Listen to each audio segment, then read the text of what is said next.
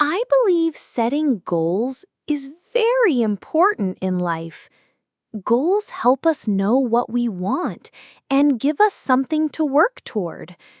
Right now, I have small goals, like doing well in my exams and studying hard.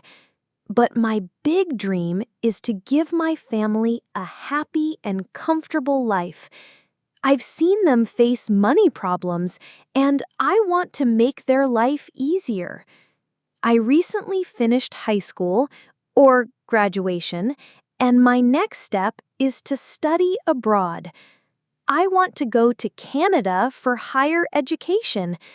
I know it's not easy and it will take time, but I'm ready to work hard. After my studies, I hope to get a good job and earn well.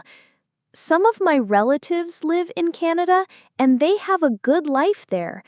My parents also want me to have a successful future and are saving money to help me go.